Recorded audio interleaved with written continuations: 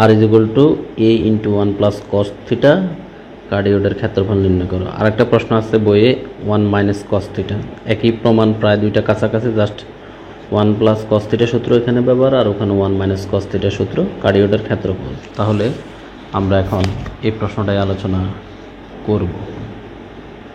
তাহলে প্রদত্ত সমীকরণ R is equal to A into 1 plus cos theta, সমীকরণ নাম্বার 1। এখানে এই অধ্যায়ের অঙ্কগুলো আমরা যখন বেসিক আলোচনা করেছি, আমরা অনেকগুলো কথাবার্তা বলেছিলাম যে 1 নং সমীকরণে থিটার পরিবর্তে কস মাইনাস থিটার কস প্লাস থিটা কিন্তু একই ফলাফল কস থিটা, অর্থাৎ কোনো পরিবর্তন নাই।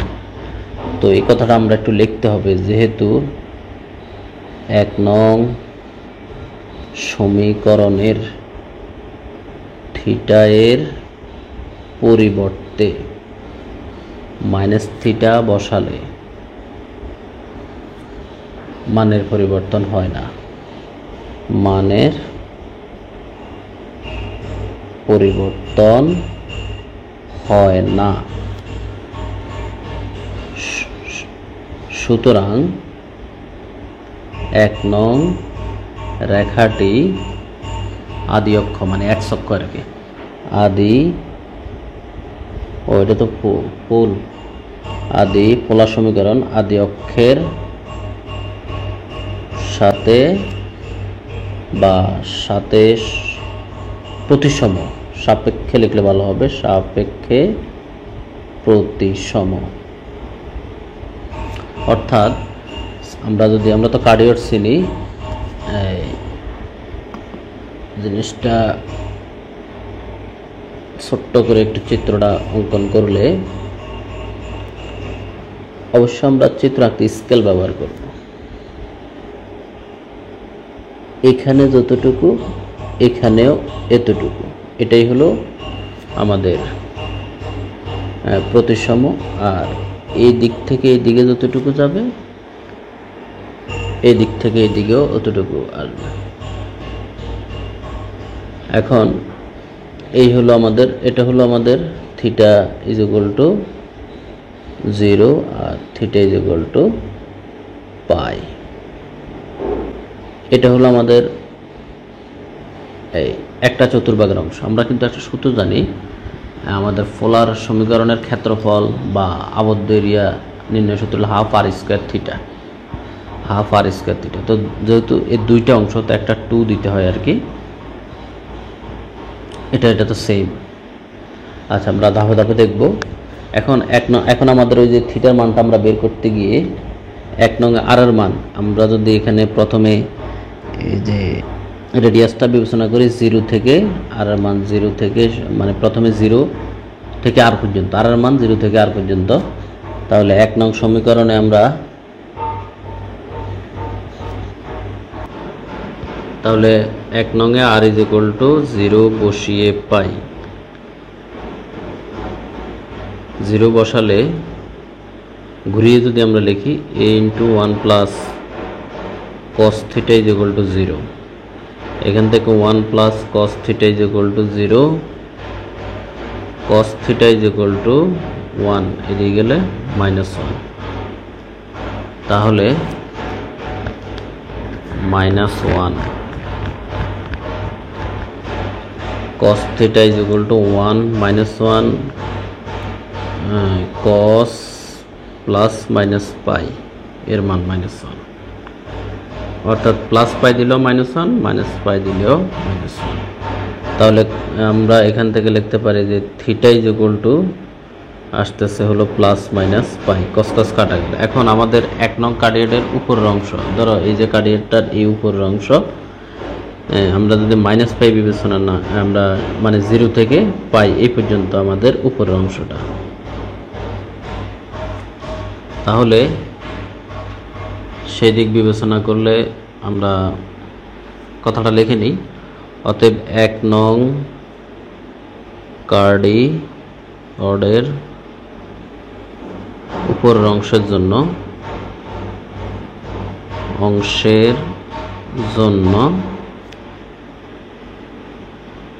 থিটা ইজ ইকুয়াল টু 0 থেকে থিটা ইজ ইকুয়াল টু পাই পর্যন্ত, তাহলে আমাদের ক্ষেত্রফলটা দাঁড়াচ্ছে অতএব নির্ণয় ক্ষেত্রফলটা কি আসতেছে ক্ষেত্রফল কমা a ইজ ইকুয়াল টু সূত্রটা হলো এখানে 0 থেকে পাই হাফ আর স্কয়ার ডি থিটা। এখন ওই যে এই উপরে একটা অংশ এটা প্রতিশ্রম অর্থাৎ এটা যা এটাও তা, এই জন্য এখানে একটা 2 দিলাম। 2 দিলে দুইটা অংশ একবারে এসে গেল। আশা করি কথাটা তোমরা বুঝেছ। এখন এই 2 আর হাফ কাটা যায়, আমাদের ক্যালকুলেশনটা কিন্তু ইজি হয়ে যাবে 2 আর হাফ কাটা গিয়ে। তাহলে এখান থেকে আমরা লিখতে পারি হলো 0 টু পাই আর এর মান 2 টু কাটা আর এর মান হলো এখান থেকে a into 1 plus cos theta, a into 1 plus cos theta. তাহলে first bracket second bracket whole square D theta. এখানে আমাদের এই স্কোয়ার কনস্ট্যান্ট বাইরে করে দিলাম 0 থেকে পাই, 0 থেকে পাই আর 1 প্লাস কস থিটা, এটা সূত্র হলো 2 cos square theta by 2 whole square D theta. এটাকে আমরা 2 স্কোয়ার হলো 4 আর কষ্ট দেওয়ার পর থিটা বাই 2 ডি থিটা এইভাবে লিখতে পারি। যেটা বলতেছিলাম 4 cos to the power 4 theta by 2 D theta. তাহলে 4a square 0 to pi cos to the power 4 theta by 2 D theta. এখন আমরা এটা ক্যালকুলেশনের সুবিধার্থে let theta by 2 is equal to আমরা টি ধরে নিলাম। তাহলে এখান থেকে theta is equal two 2t। এখানে আমরা যদি থিটার সাপেক্ষে ডিফাইন করি এটা 1 2 ডিটি অফ ডি থিটা, অর্থাৎ D theta is equal to 2 DT. এখানে আমরা যদি এখানে যেহেতু থিটাকে আবার টিতে ট্রান্সফার করলাম, তাহলে আমার টি এর লিমিট লাগবে থিটা টি। থিটার মান যদি 0 হয় তাহলে টির মান 0/2 মানে হলো 0। আবার থিটার মান পাই হলে টি এর মান পাই/2। তাহলে এটা আমরা এখানে বসাই 0 পাই/2 cos টু দি পাওয়ার 4, এটা হলো টি, ডি থিটা হলো 2 ডিটি। এখান থেকে আমাদের 4 দুগুণে 8 8a square 0 5/2 cos to the power 4t DT.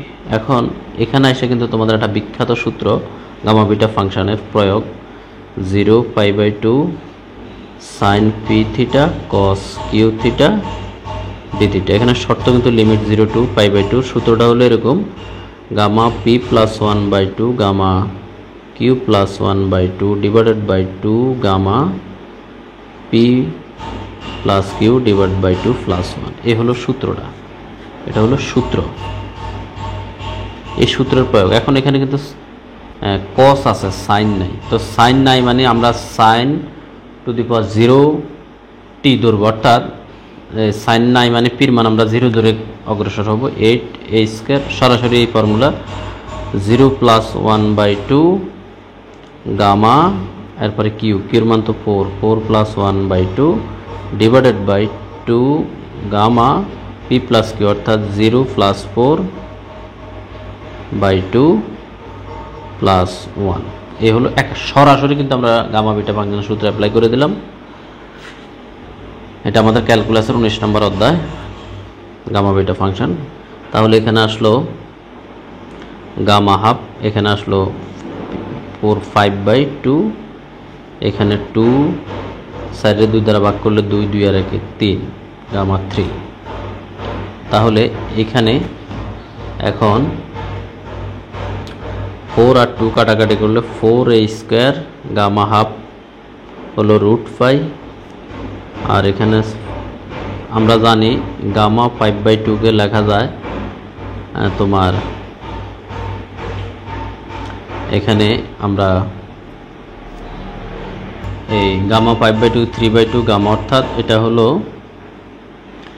N gamma N plus ওয়ানের সূত্র হলো এন গামা এন, এরকম একটা ব্যাপার। তো এটা হলো 3/2 প্লাস ওয়ান আর কি, 5/2কে লেখা যায়। এগুলো সবই সূত্র। তাহলে এটা আমরা 3/2 গামা হাফ, এই গামা হাফ, আর নিচে আবার 2, আবার এখানে গামা হাফ সূত্র হলো √5। এরপর আমরা আরও জানি গামা 3, আমরা ইচ্ছা করলে এটাকে লিখতে পারি হলো 2 ফ্যাক্টোরিয়াল। 2 ফ্যাক্টোরিয়াল হলো 2 × 1 মানে 2। এগুলো কিন্তু সবই সূত্র, অর্থাৎ গামা এনের সূত্র হলো gamma N plus one, gamma N plus one হলো এন ফ্যাক্টোরিয়াল। এভাবেও আমরা বিবেচনা করতে পারি, অথবা আমাদের ওই যে 3কে আমরা গামা 2 প্লাস ওয়ান এভাবে বিবেচনা করলে এন গামা এন, এরকম আমরা ভাবতে পারি। তারপর লাইনে 1 প্লাস ওয়ান অর্থাৎ 1 গামা 1, তো 1 আমাদের এই ঘুরে ফিরে 2 থাকে আর কি। যাই হোক, এক কথাই, তাহলে এখানে গামা 3 হলো 2 ফ্যাক্টোরিয়াল মানে 2 ফ্যাক্টোরিয়াল মানে হলো 2। তাহলে এখানে আমাদের 4a², এখানে √5, 3/2, এখানে গামা হাফ √5, এখানে 4। তাহলে 4 আবারও কাটা, আমরা 3/2টা বের করে নিয়ে আসো, আগে দিয়ে a², √5 মিলে √5 হোল স্কোয়ার। তাহলে স্কোয়ার রুটে যদি কাটে 3/2 a² পাই, যেহেতু এটা ক্ষেত্রফল লেখ বর্গ একক। এ হলো আমাদের অ্যান্সার। প্রিয় শিক্ষার্থীবৃন্দ, আশা করি তোমরা বুঝতে পেরেছ। তাহলে আমরা এই মুহূর্তে সম্পূর্ণ করলাম আমাদের ক্ষেত্রফল নির্ণয়ের অংশ ক্যালকুলাসের যে প্রশ্নটা ১৭তম সহকারী শিক্ষক এসেছিল, আমরা সেটা সমাধান করলাম। সবাইকে অনেক ধন্যবাদ। তার সাথে আমরা সম্পূর্ণ গ বিভাগের ক্লাস শেষ করলাম, ১৭তম সহকারী শিক্ষক নিবন্ধন গ বিভাগ ক্যালকুলাসের। তো প্রিয় শিক্ষার্থীবৃন্দ, তোমাদের কোনো প্রশ্ন থাকলে অবশ্যই তোমরা কমেন্ট বক্সে বা আমাদের স্টাডি গ্রুপে করবে। এতক্ষণ আমি তোমাদের সাথে ক্লাসটি পরিচালনা করেছি এমটি বিল্লাল ইউটিউব চ্যানেল এবং ফেসবুক পেজের সৌজন্যে। এমটি বিল্লাল ইউটিউব চ্যানেল এবং ফেসবুক পেজ হলো অনার্স, ডিগ্রি, মাস্টার্স স্তরের গণিত এবং শিক্ষক নিবন্ধন গণিত লিখিত কোর্সের একটি অনলাইন প্ল্যাটফর্ম। তো সবাইকে অনেক অনেক ধন্যবাদ। আজ এই পর্যন্তই। গণিত করো, জীবন গড়ো। আল্লাহ হাফেজ।